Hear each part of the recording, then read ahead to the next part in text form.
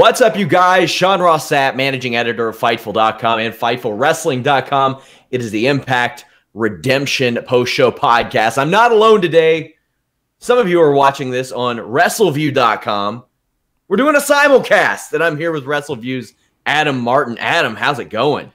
I'm tired after watching lucha guys flip around for 3 hours. This was a overwhelming in-ring show. These I don't want to call it TNA shows, but these Impact shows.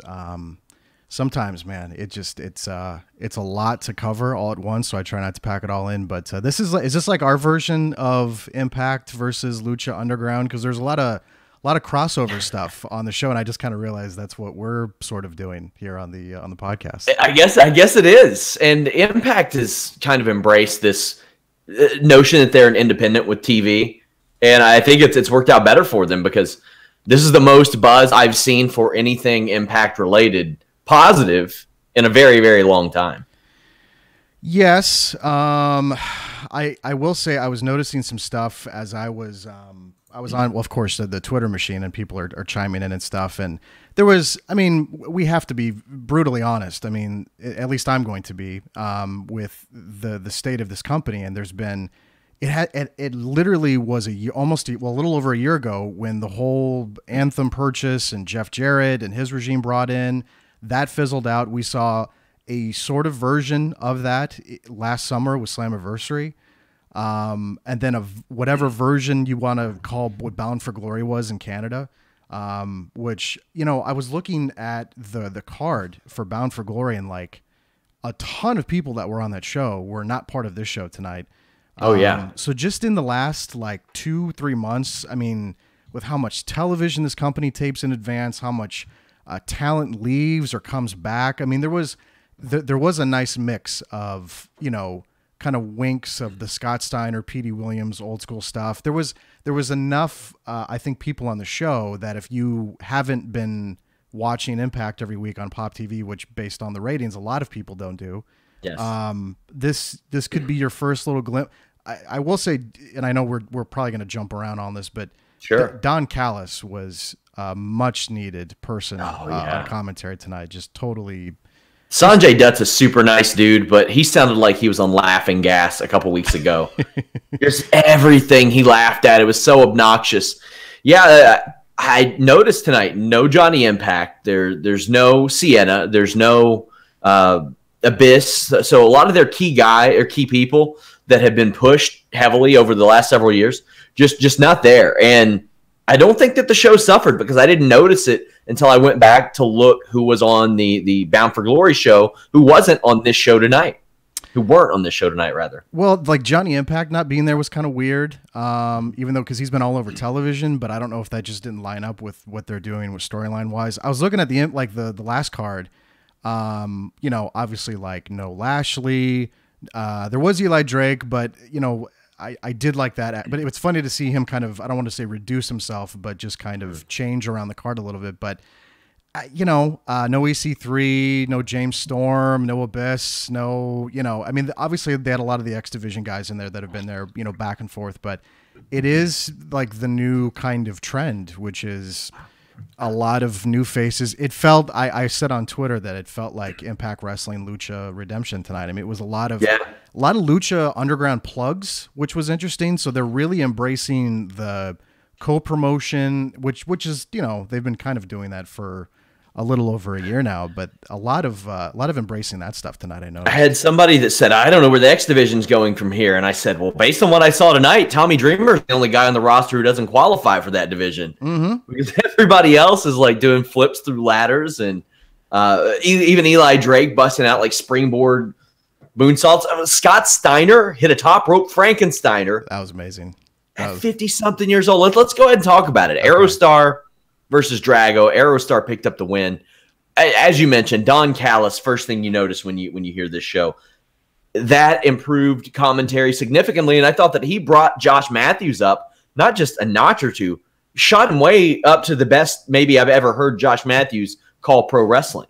Josh also lost his voice about, an hour into the show. It sounded like he was joking about it on commentary. But, yeah, I don't know if it and it was weird because, like, I would watch the clips with Sanjay with him on commentary, and I didn't think it was terrible, but it definitely did not. There was immediate, I remember, response to when Don Callis became involved with the executive team, and people were like, "Why is this dude not on commentary? I mean, he's so good with New Japan, and obviously he has his own kind of chemistry with Kevin Kelly, but." And I don't know if this is going to be just a pay-per-view only thing, if they're going to continue to go with Josh and Sanjay, because Josh and Sanjay do all these like social media videos where they're filming, they're recording audio for TV shows and promos and promoting stuff. So I don't know if that's still in-house going to be the team going forward, but yeah, it was kind of almost who was the ESPN commentator that did Slammiversary? Robert Flores. Yes, I noticed instantly how much more comfortable and better the presentation of the commentary was with him at Slammiversary. Mm-hmm. So it is, and I don't know if this is just like a thing they're trying out for pay-per-view only, which I would be okay with. And you've watched more of Sanjay in that 2-hour format. I'm more watch the YouTube clips with the 4 or 5 minutes at a time. So maybe you're going to even then it was you almost couldn't ignore it. Like anything that happened, Sanjay is like, Scott Steiner called him a millennial. Ha ha ha. And I was like, why is that funny? Yeah. Like, why are you cracking up over that? I didn't quite get it. But this was noticeable from the outset how much better it was with Callis. And Josh Matthews is putting over Lucha Underground early and often. I'm really happy to hear a lively crowd for once, because whether you watch the 2-hour show or you watch the YouTube clips, you can tell like the longer you get into these tapings, the deader the crowd gets. Like I watched a sad Congo Kong versus Johnny Impact match that if anybody coughed, you would hear it. Sure. I remember, I think I got like a tweet from somebody who said that there was like 200 people in line, but a lot of it was family and friends tonight. But if that's the truth, again, I don't know. This is just people saying. I think it was I forget who tweeted it out, so I'll try to give them credit later in the show tonight. But it was a lively crowd, and that is the one thing. So that was a noticeable thing at Bound for Glory when they were in that, whatever you want to call that place was in Ottawa. That complex or wherever it was, and that had the huge ceiling. So it did kind of have like a big show vibe, but the crowd was pretty loud, but it did start to go away as the show went on. But tonight it did feel like the crowd was into everything. And if it was only 200 people in there, which it looked like 200 people, if we're being gracious, they did keep their attention. They did keep their enthusiasm. They were making noise. That is the one thing. I mean, going back to the Nashville Asylum days where obviously there was more people in the asylum in Nashville, but like that is one thing that's really always hurt TNA is and sometimes they would pipe in fake crowd noises on pay-per-views and especially the post-produced television. They were so guilty of doing that. But tonight did feel pretty organic. I mean, I don't know. I mean, you can kind of create an atmosphere audibly that sounds better than maybe it was, but it did. There was, there was a couple matches where there was a little lulls, especially the co-main event with Ali and Su Yung, but still, it was just I think there was some genuine enthusiasm there, which made the show kind of flow pretty good, presentation wise. Yeah, that match was put into a rough spot too, but we'll get to that. They're planning on running some nightclub that's apparently pretty big for Slammiversary, but we'll talk about that in due time. I thought that Aerostar and Drago was the first or the right match to kick off this show. It was fast paced. They know each other well. They were the right combo to get the crowd going. Drago kicks Aerostar in the chest, going while Aerostar goes for that like Jeff Hardy rebound drop kick, and Drago's over big here. He followed up with a twisting tope con hilo. Josh Matthews points out that you can't really read a person wearing a mask, which I thought was a nice touch. You can't really tell if somebody's feeling pain if they're wearing the mask. They like superset the lucha trend with this match like right away. Although there was some weird there was this weird thing tonight, and I think it was from the hard camera shot, the left back turnbuckle that's kind of right next to the barricade. People kept slipping on that, and it was and again, it was interesting for me to hear them acknowledge the botch, and then the wrestler would just kind of work through it. But then it kept happening like later on in the show, and I noticed Don Callis and Josh Matthews, and it may have been Josh Matthews who said, there must be something wrong with that rope. Everyone keeps slipping on it. I mean, a lot of times, and I liked how Don Callis is like, well, this is a new regime. Everyone's kind of nervous. It's our first show out. And so he was kind of playing off the nerves, and Josh was looking for something to kind of blame. But there was a couple, you get that with, I know there's people, I have a good friend of mine named Josh Boutwell who used to work on Wrestleview, who's a total homer for Lucha Libre. He has to know that's just kind of what comes with lucha style. There's going to be a lot of mistakes. There's going to be a lot of botches. When they're moving that fast and they're blowing through spots and they're not really taking their time, that's going to happen. But I don't know. They seemed kind of, there was, the one thing I do not like about lucha is the pause spots. They're very long. And for such a fast pace that they work, they really they'll just blow through stuff and then they'll just sit there and kind of like, okay, now what are we going to do next? And I don't know. I noticed that with this opener, and I noticed it with a lot of the other kind of lucha matches. It was very lucha. Aerostar seemed like he would hesitate and look.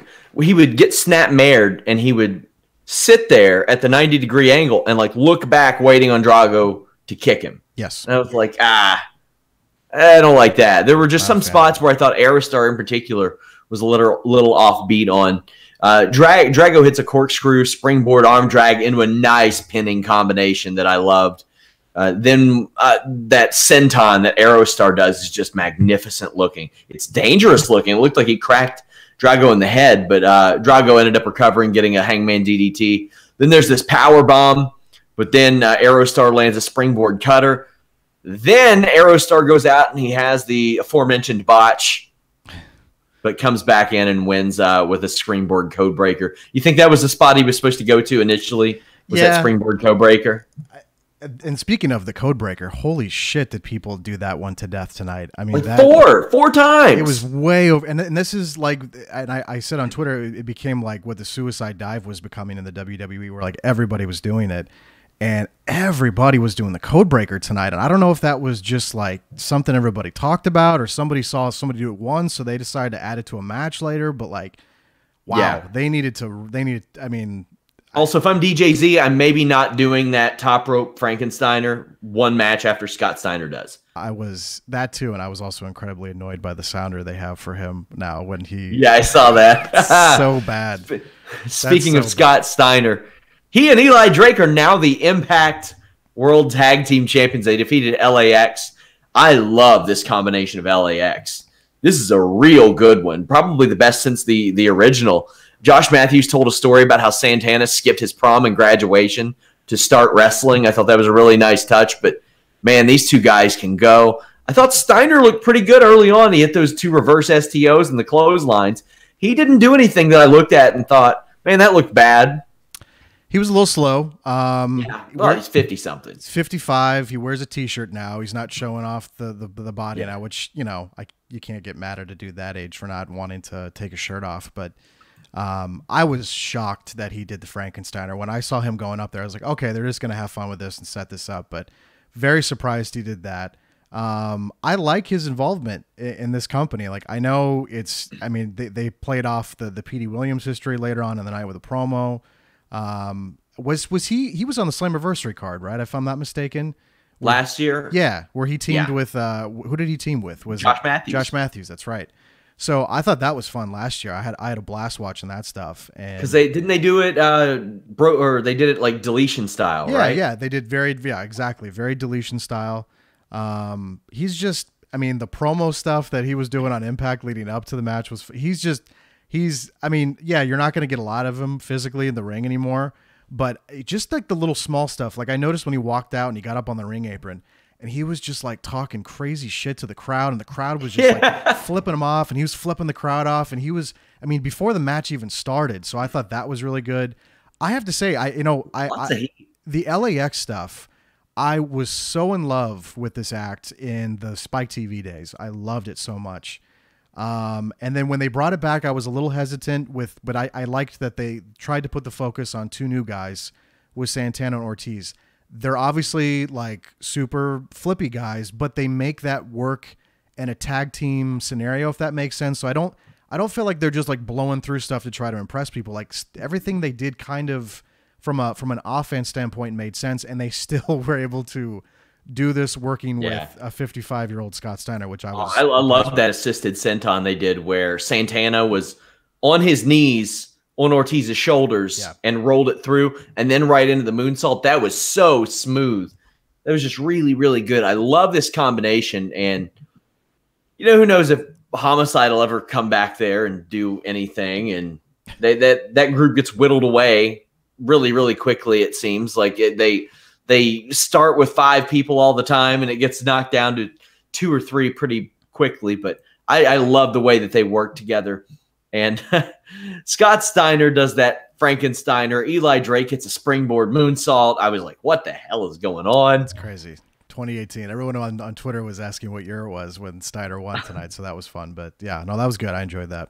Eli Drake gets the pin with the gravy train. Scott Steiner is a tag team champion in Impact Wrestling in 2018. Fun match, though. I had a ball watching that. I think that was my favorite thing of the show tonight, without question. I mean, I know that's not going to be popular with the people that want to chant "This is wrestling" and stuff, but sure.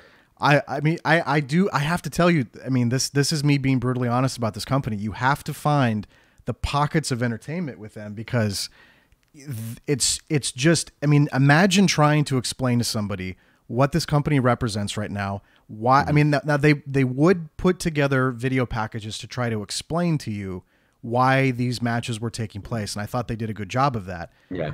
But for the most part, I mean, if you decided to, I mean, the other problem, this is stuff I saw when we were announcing we were going to do the simulcast, was everyone was focusing in on the $40 price tag tonight.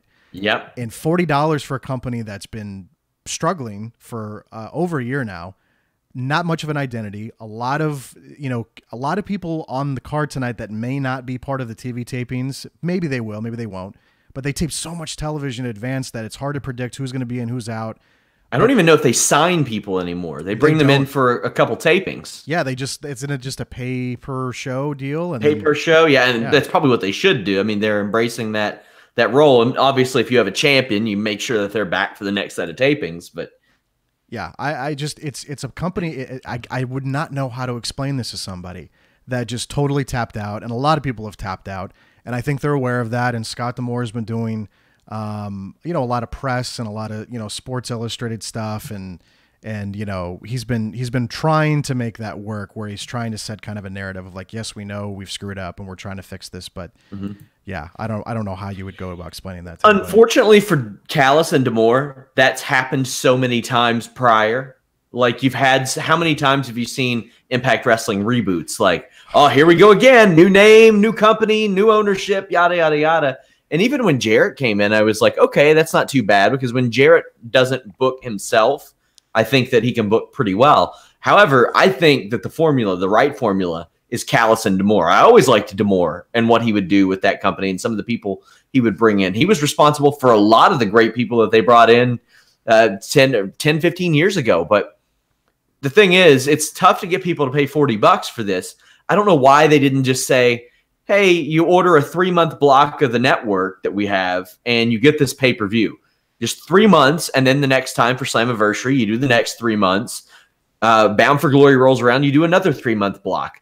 Because you're getting to keep maybe $15 to $20 of this, because the cable companies keep the other half, or Fight's keeping the other half. So that's tough, man. And when, for the price of this, you can get WWE Network, you can get High Spots Network, you can get New Japan World, and you can get essentially the price of Honor Club monthly, all rolled into one. That is a tough sell. And the thing is, and I know I was picking on them, and I'm sorry, but when they're saying, millions of people are watching tonight, I'm sure that was very tongue-in-cheek by Josh, but, like, obviously there was going to be people seeing things on social media tonight that maybe didn't decide to order this for $40. But you're right, though, the marketplace and the decision to have this price tag, now maybe that's out of their hands. I'm focusing on the $40 price tag with Fight TV, which, by the way, all of a sudden they're featuring on their main page. They're promoting it on their broadcast, and they're promoting it on Twitter and all their social media.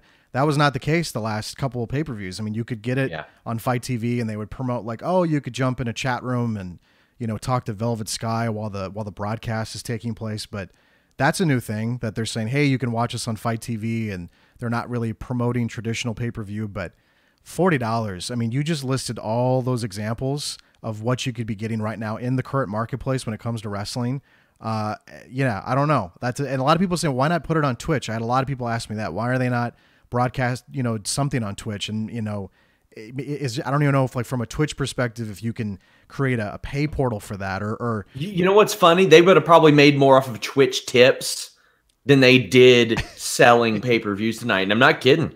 With the type of action they had tonight, they would have probably made more streaming that for free and picking up $2 or $3 here and there from people willing to tip than they would have $40 a pop. $40 a pop, man. Do they have Twitch tips when they do other stuff like that? Do they do? I don't know, but I'm sure it can be set up. I mean, they're in a partnership with Twitch, so I didn't know if they took that tough. I don't know if they took tips for their Twitch specials and stuff like that. So they should because they would probably make more money. Cage defeated Desmond Xavier, El Hijo del Fantasma, Trevor Lee, Taiji Ishimori, and DJ Z. Again, really fast-paced. Everyone gets in as Brian Cage waits patiently for his opportunity. The crowd was begging for him. Impact has built him heavily over the last couple of months. This was the story of this was Trevor Lee would keep going after Brian Cage, and then Brian Cage accidentally kind of got stumbled into and tagged in, and he went wild. Brian Cage kept up with everybody. He had a slip up again in that corner that we talked about earlier. Yeah, he screwed up bad.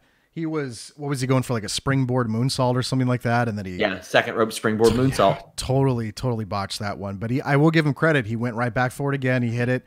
I really did like having, his, obviously the big muscle dude just in the middle of all this like chaos with all these dudes just flipping around, and then Trevor Lee, like you said, picking on him and trying to throw the elbows and then running away and then eventually getting in there and, beating him up. But I liked having him because the one thing commentary was really trying to mention was, you're not used to seeing Brian Cage in this kind of scenario. At least you're not used.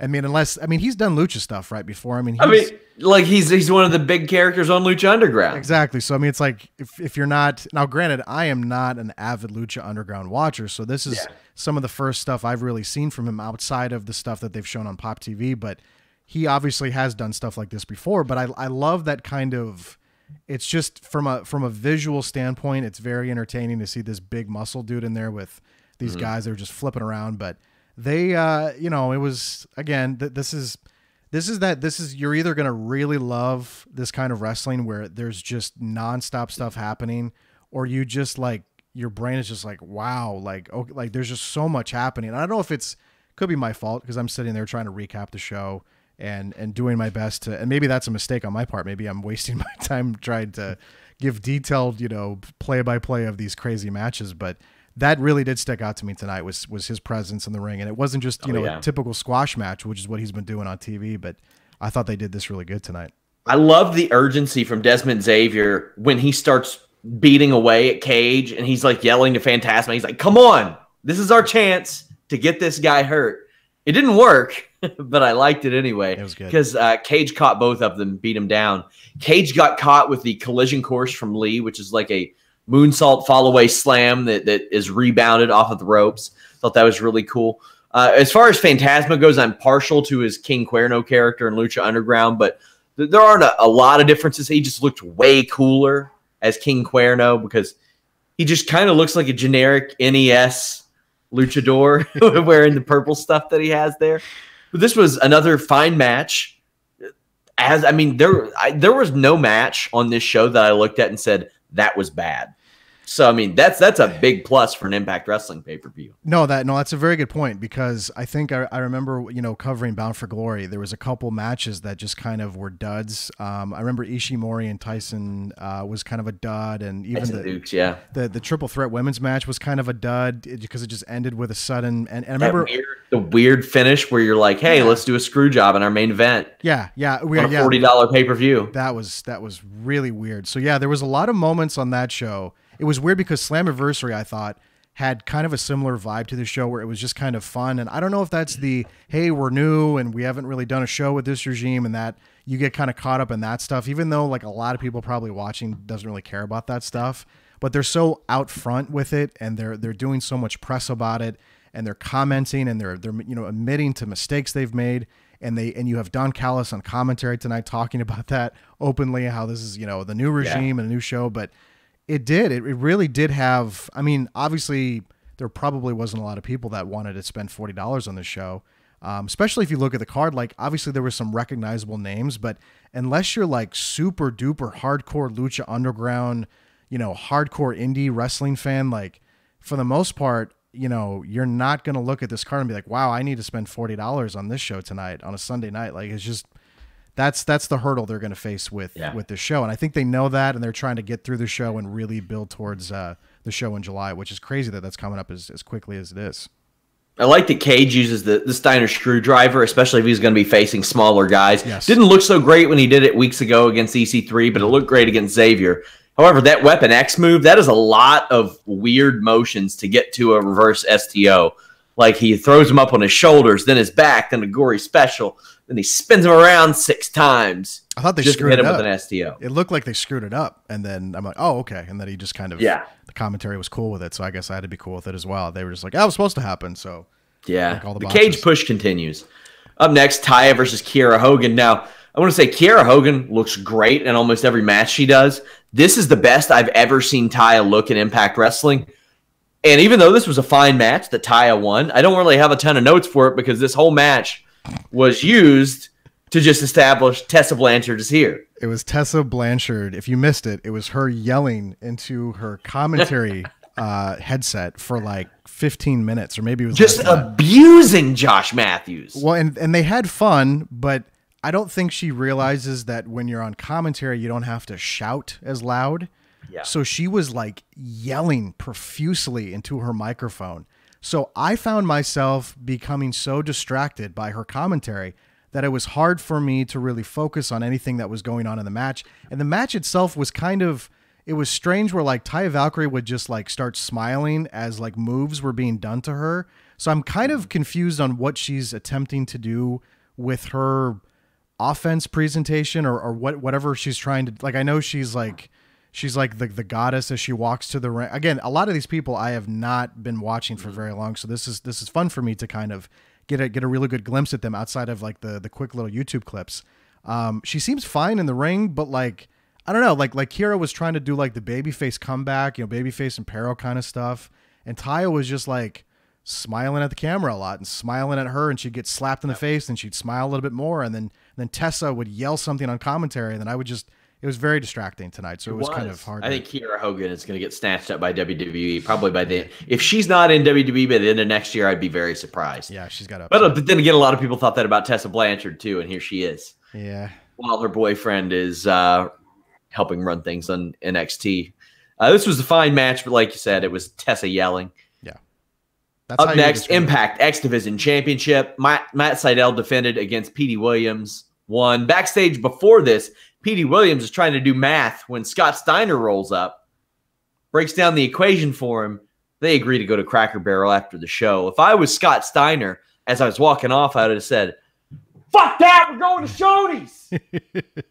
I liked the interaction between them because they did. I remember like Petey made a career out of Vines when Vine was still a thing. It was Scott Steiner, like whenever they would do a show together, some indie show together.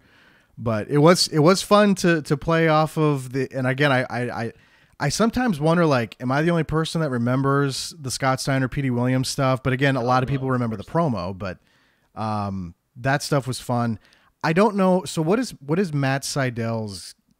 Is he a yoga / Pilates instructor? Yeah, he's a douchey yoga guy, I guess. Because they did call him a douche on Don Callis called him a douche on commentary, if I'm not mistaken. So that's okay. So his gimmick is guy who gets caught at airport with weed. Okay, which is very that's what this gimmick is. So he's just living his own life. Then I guess that's what he's doing. I love that inverted deathlock he did with I think it was pretty much a cravat that he applied to start off the match. That was a really good touch.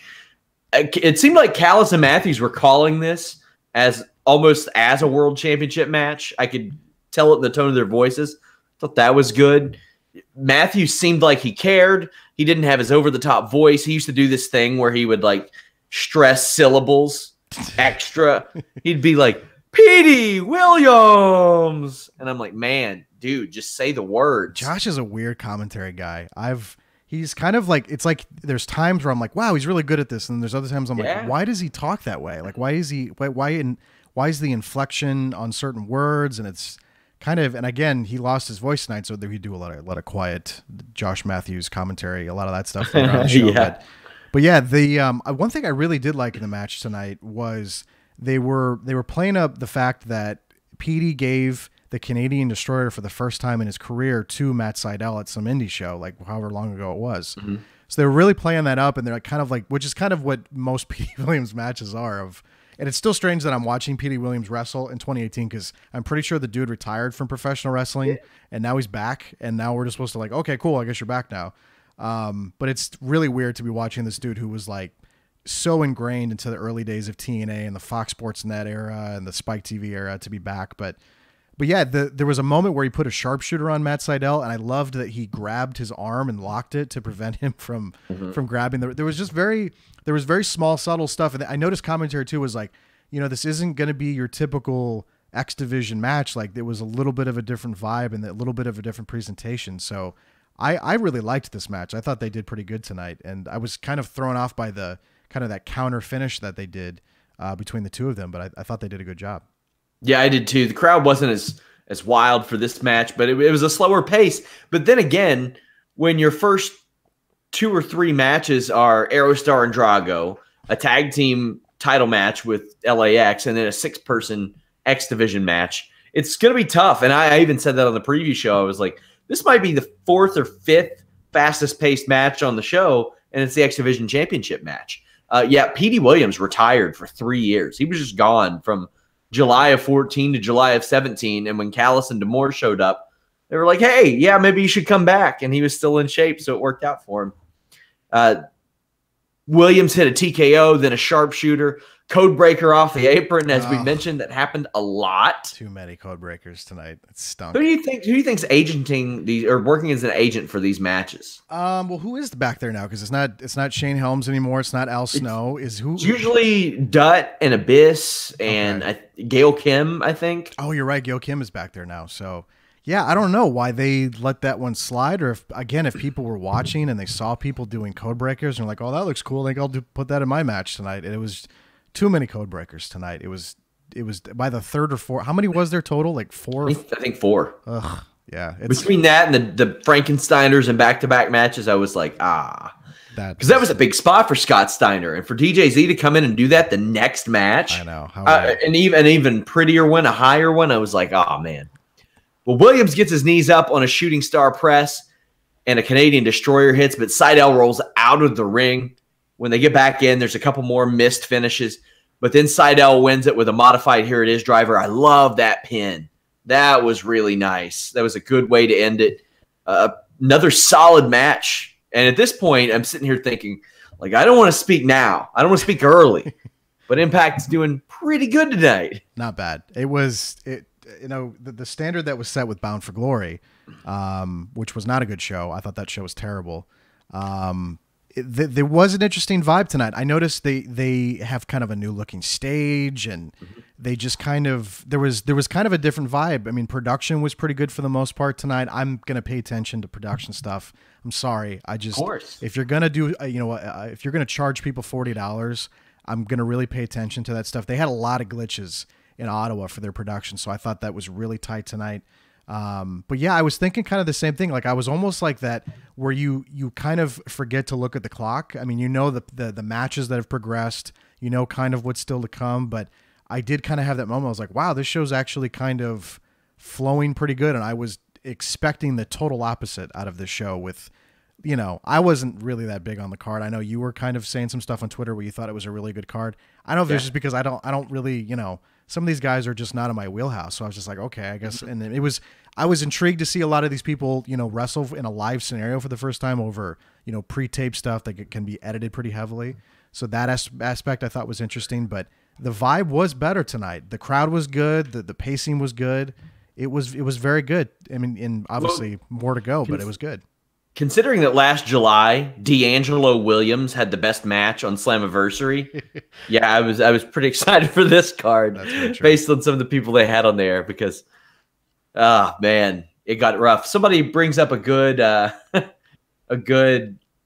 point. Which would you rather have, a 55-year-old tag champion or a 10-year-old tag champion? I didn't totally hate the Nicholas thing like the internet. Oh, how dare you! So I obviously, like, at WrestleMania, I know why people got a little butthurt about it. And I get it because, like, people take belts very seriously in wrestling. There's a lot of, belt people, a lot of belt fans.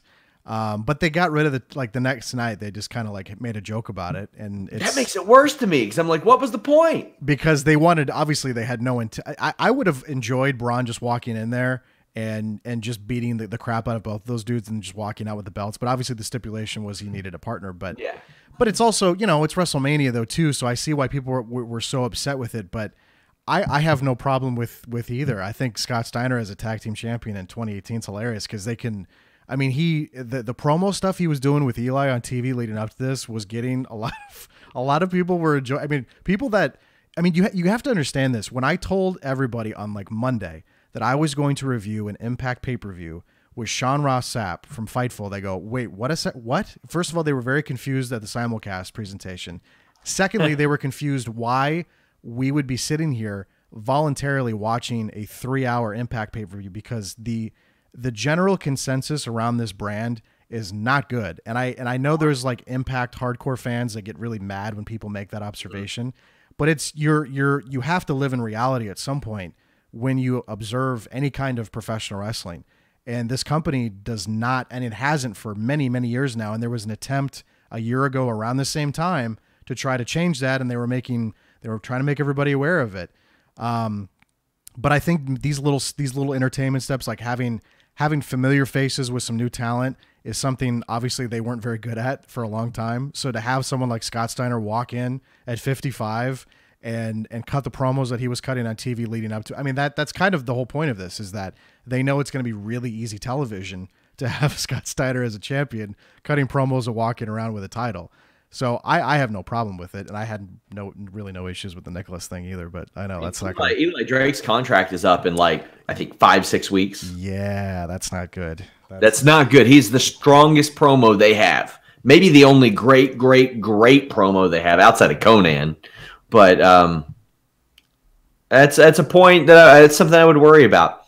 We talked about people who were agenting matches. Somebody mentioned Jimmy Jacobs probably does that. Whoever laid out that OVE, Tommy Dreamer, Eddie Edwards Moose match deserves some credit because I was probably least excited for this match than anything I've reviewed all month. Because I'm not a big OVE guy. I think they're not big on Tommy Dreamer these days. Yeah. And I've never been the biggest Eddie Edwards fan either, even though he's good in the ring. But I thought they did awesome with this. I'm excited to see what you think about it. Early on, Jake Chris gets powerbombed into an apron. Tommy Dreamer's still wearing those damn Dusty Rhodes novelty pants. Edwards eats an exploder suplex through a chair from Callahan. Moose does this tope con hilo through a ladder that stands him right back up. This big dude. So, it was so good. So good. Then there's this spot. Mother of God. It's called the All-Seeing Eye. The opponent is on one member of OVE's shoulders, while the other two members are also stacked up on shoulders. And then they do a diamond cutter off of that into a bunch of chairs. And at this point, I was like, okay, they're doing all these crazy spots. None of it looks sloppy. It's everything opposite of what I've seen out of OVE. I was liking this halfway through. And I was kind of feeling the same way. I'm not a big fan of garbage stuff. And the one thing that really, you were mentioning some of the spots in the match that were really good. I thought that was a good spot. I was a little nervous at when Sami Callihan flipped Eddie Edwards back on that chair and Eddie started to grab his knee. And I was like, did he hurt him again? Yeah. I thought Eddie did a good job. He fooled me. I thought he was hurt again. And I the whole time I was like, Jesus. I mean, that's the new Sami Callihan gimmick, is that he's beating up people and showing no remorse for it. And some people are buying into it. Some people aren't. I mean, the baseball incident, I mean, they taped that back in January, yeah, whatever it was. They taped television like 8 months in advance. It feels like at this point, but that was obviously incredibly careless. And I know we know from backstage information that he felt really, really bad about it. But then they decided to deviate and kind of, make it a storyline, which is fine. I mean, that's kind of what the whole point of tonight's match was. But I guess what really surprised me about this match that kind of took me off guard was thinking about how much the WWE has really pulled back on super, super violent presentation. And then when you see a match like this where there's like thumbtacks and there's a ton of blood, like towards the end where he has Sammy up, and I know I'm skipping ahead because I know you like to go into the finish, but yeah, it's whatever. The visuals of that, of him being duct taped to the ropes and almost like a crucifix position, and the blood's running down his face, and Eddie's just beating the shit out of him with a kendo stick, and then he's beating up OVE, and I mean there was some very, very powerful visuals in this match, and I thought that stuff was executed really well and surprised me. But even like I was like, wow, this is really. It's funny because like this was like commonplace in wrestling for so long, and then when the WWE just kind of like pumps the brake on that stuff, and you're not really used to watching that on a weekly basis or even like a monthly basis, and they go such a long time. It was interesting. Like I was sitting there like, wow, this is really super, super violent, and they really went for. I mean, you're kind of right about Tommy Dreamer. I mean, you're not going to get much out of him from a physicality standpoint, so you have to kind of make up for that. But this was actually pretty good. I mean, I'm with you. I think OVE stinks as a tag team and as a presentation. I'm still kind of on the fence about Sami Callihan. I buy him as the nastiest dude they have. I buy him as that, like the most vile guy they have. Absolutely, I buy that. But it was just very violent, very, very violent match tonight. Dreamer gets a Death Valley driver through a table at ringside on, I think it was maybe in Callahan, one of the Chris brothers. Then there's this Boston knee party powerbomb on Dave Christ through thumbtacks. Yeah. Moose died. Okay, so Dave Christ is laid across a couple of tables outside the ring. Moose dives onto him, but gets caught by Jake with a cutter through. So all three of them are wiped out.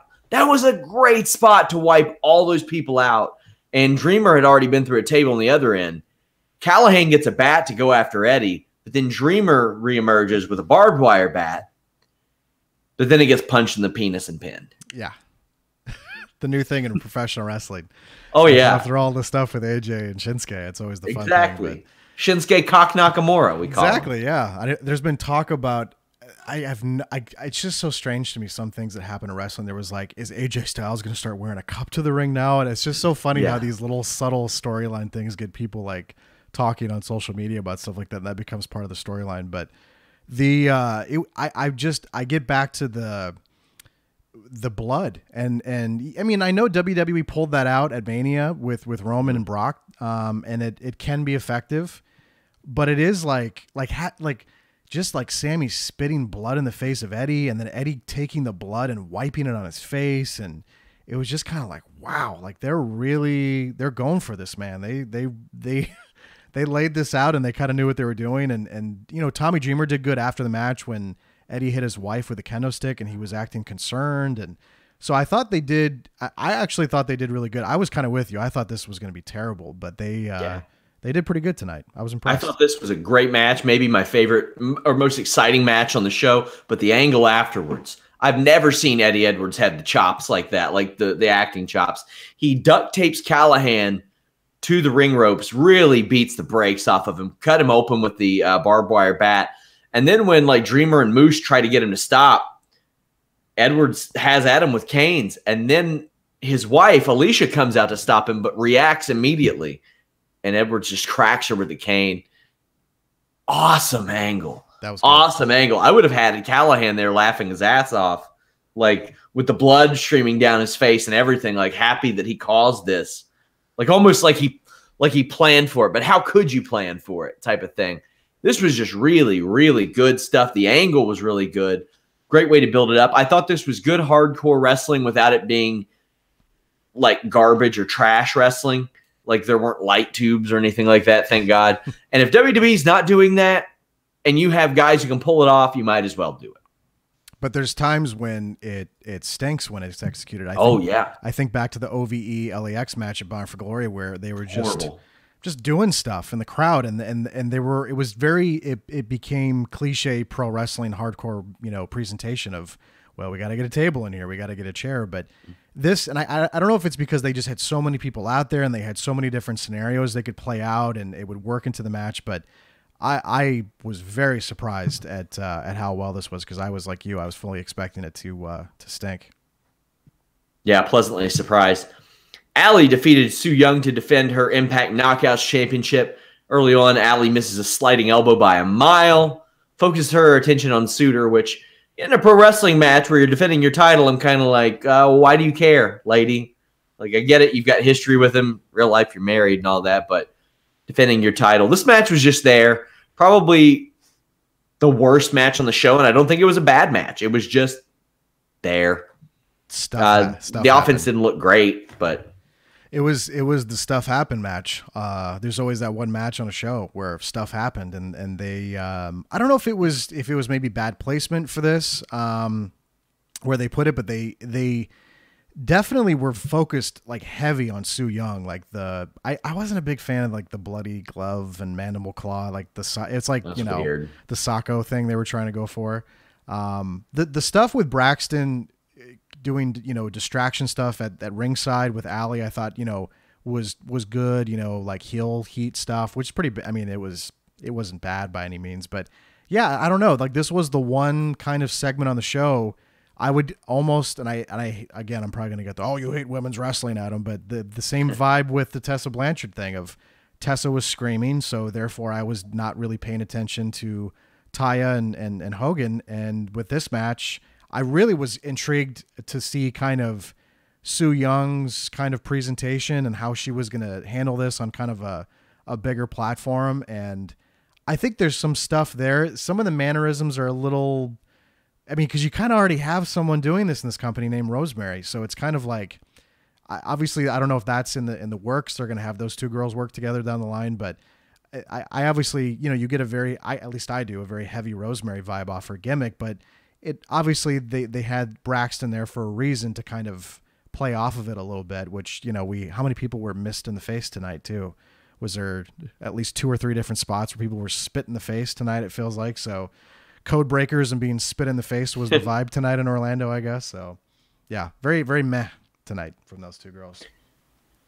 Braxton does propose to Su Yung. She says no. As you mentioned, missed in the face. Mandible claw. Allie had rolled up Su Yung for the win. Su Young's all right, though. I'm glad that they brought her in. What I ask you, though, do they bring in Rich Swann for the July tapings when he's contractually available? No. I say stay as far away as you can from that dude. I bet they do. I bet they do. They might, though. They're. I mean, I don't know. I'm getting a weird vibe from that dude, man. That was a weird scenario. I know. Has it been? He and Su Yung, I mean, man, Su Young's had her issues as well. Like, so that's the tough thing, because there was an issue at last year's WrestleMania weekend where Su Yung pretty much got banned from a promotion for some questionable behavior. So that immediately drew some questions. Sounds like a rough situation all around with those two, but we'll see how it goes. Main event time, Impact World Championship. Pentagon Jr. becomes the Impact World Champion as he defeats Austin Aries and his brother Ray Phoenix, Pentagon's brother, that is.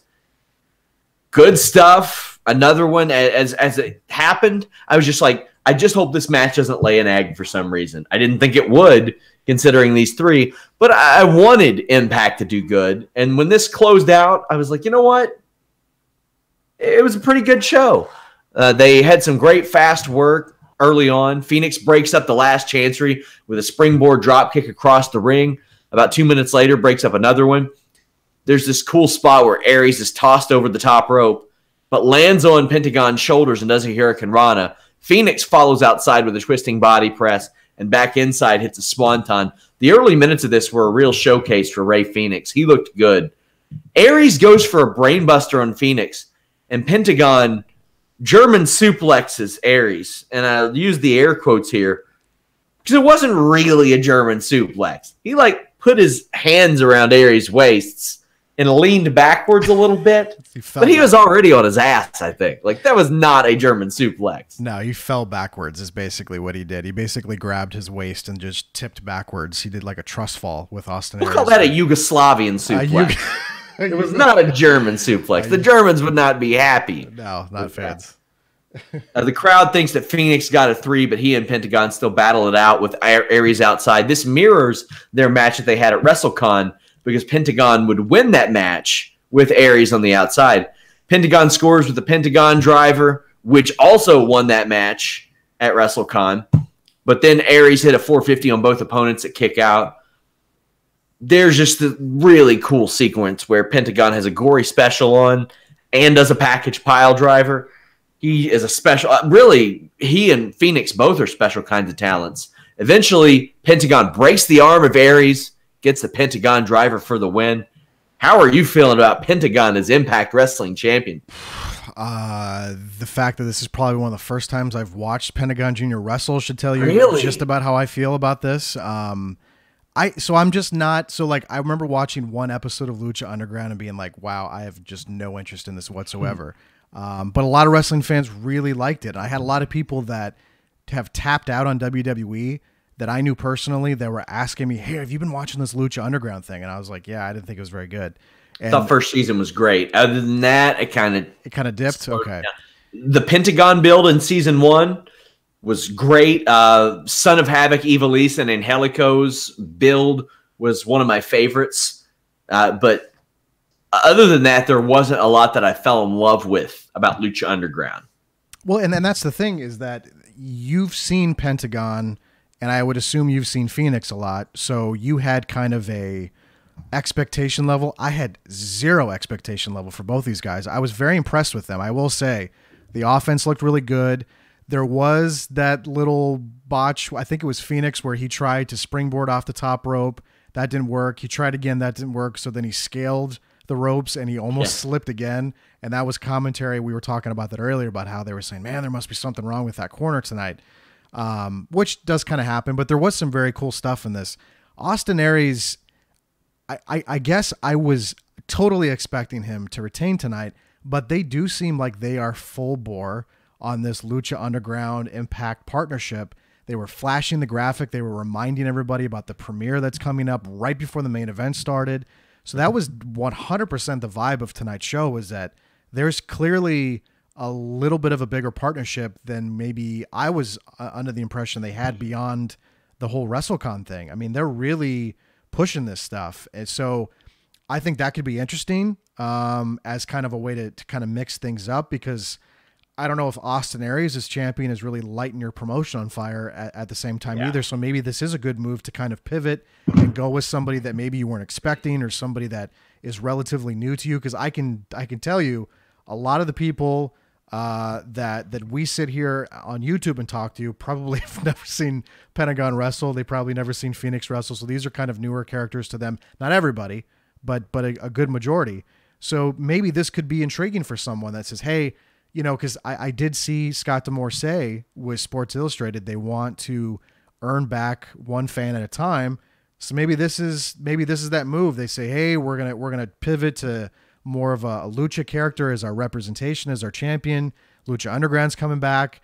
You know, it's a lot of shared promotion coming off of this main event. I'll be honest, I was surprised. I was like, wow, we're really all right. We're doing this. So thought the match was good. I just kind of assumed stupidly that, you know, this was an Impact show. It was an Impact pay-per-view, and Austin Aries is the belt collector. He just got another belt, so he's going to keep this belt. So, well, Pentagon is an arm-breaking machine. Ray Phoenix is as good of a high flyer as I see in wrestling today, outside of maybe Ricochet's really good by the way he sells and he puts things together, and he makes some of his flips make sense, and that I can appreciate.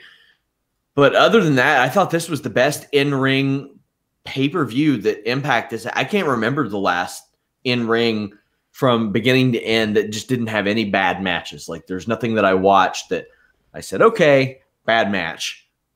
In all but one match, I said, okay, that was a good match. Also, I want to ask you, what do you think of Impact's new championships? I mean, they're obviously better than a bumper sticker over the GFW logo, so that's an improvement. That's also true. How do they... So they ended up owning the championships, but not the names or the logos or anything else. No, that was really strange. And we later found out that they I'm going to use air quotes, purchased Global Force Wrestling, but they actually didn't. There was a press release about it. And then when they parted ways with Jeff, that was such a confusing thing I mean, you couldn't get anybody in that company to tell you what was going on. I mean, I remember Josh Matthews is like, well, because they went from promoting Bound for Glory with GFW initials, and the social media and the website all said Global Force and GFW, and all the belts said Global Force. So we were like, okay, we're doing this Global Force thing. And then that just all completely went away when the Jeff Jarrett thing went away. So yeah, this has been, and they've been, it looked like they bought and paid for bumper stickers and just slapped an Impact logo over all those belts. And they're definitely rebranding with that blue color. There was the GFW belts had green all over them, the big bright neon green. And so there's definitely been, identity crisis with this company in the last year and even the last 6 months, but they're making changes. I don't know. And I guess I should ask you this question too. I mean, I don't think wrestling fans are that patient. And I'll be honest, all the feedback, I mean, obviously, misery loves company, but like a lot of people are like, why are you covering the show tonight? Why, what's the point of this? And because it's a job. It's a job, but in the grand scheme of things, and this is the one line I've always heard about this company is if this company goes out of business, it hurts the wrestling industry. I don't agree with that whatsoever. I think at one point I kind of felt that way when there was big money contracts and there was advertising and there was a moment where they were starting to get a little return on their investment, especially with their overseas television deals and their distribution. But now it's like,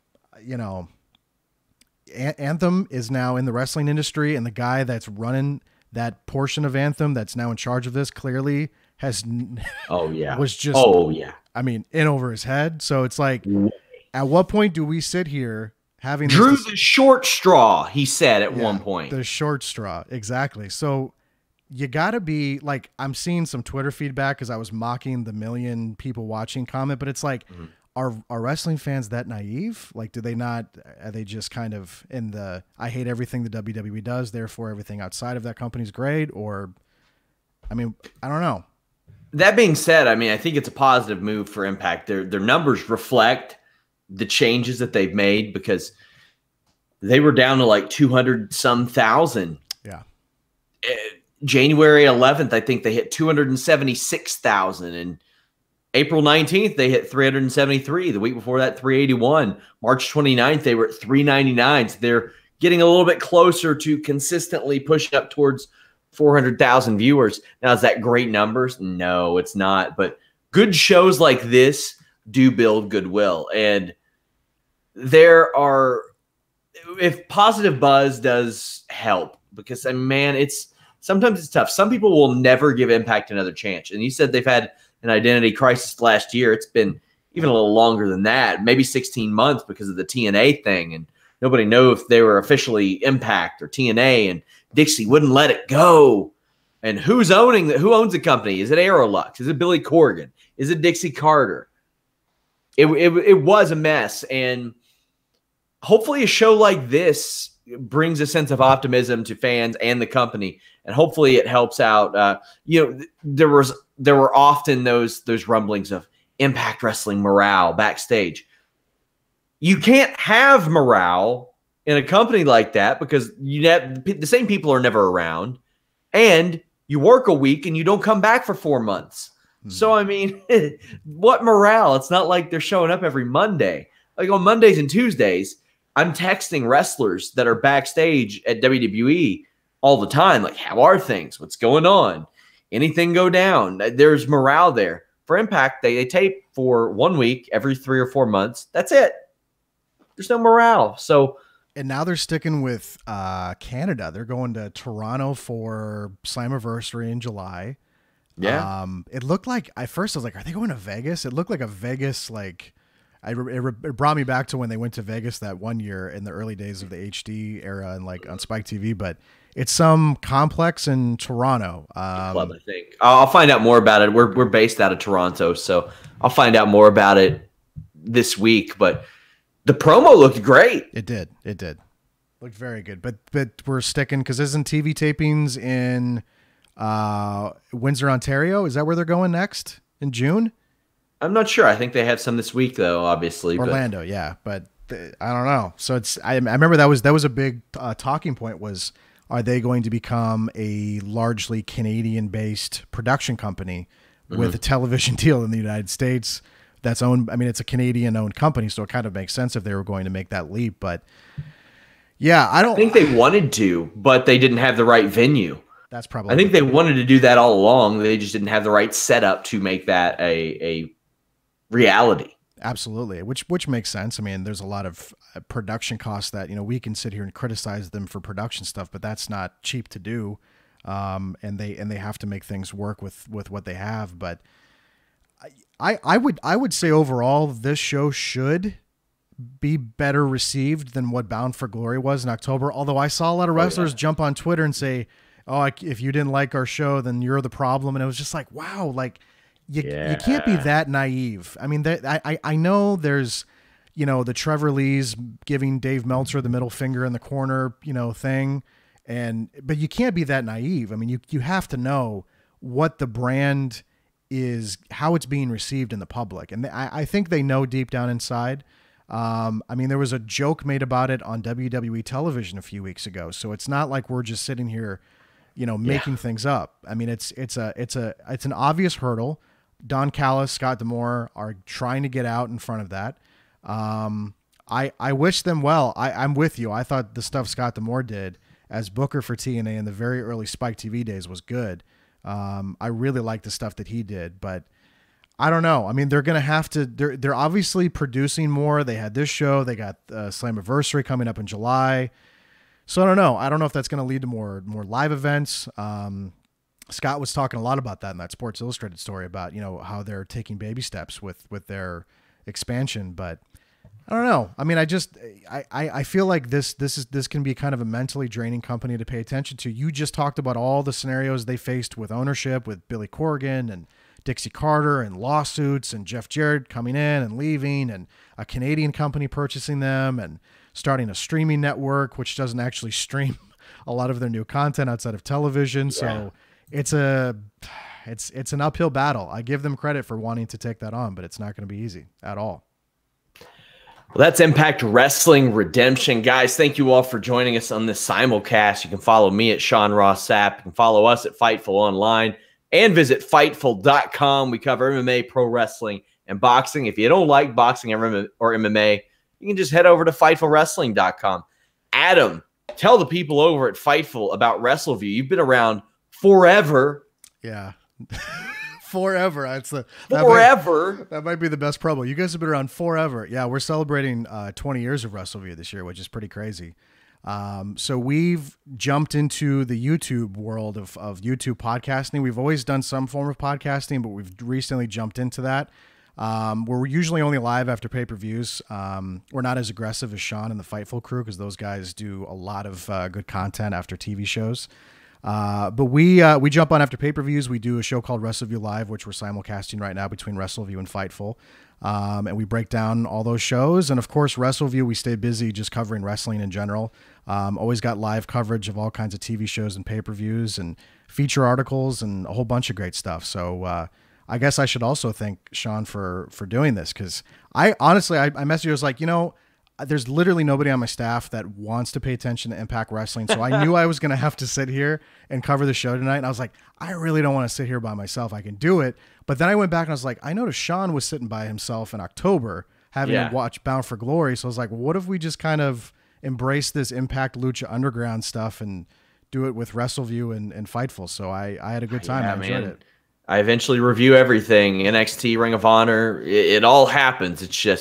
It's a lot to take in, as I'm sure you know. That's too much. Too much wrestling. Way too much. Yeah. Guys, thank you all so much. We are out.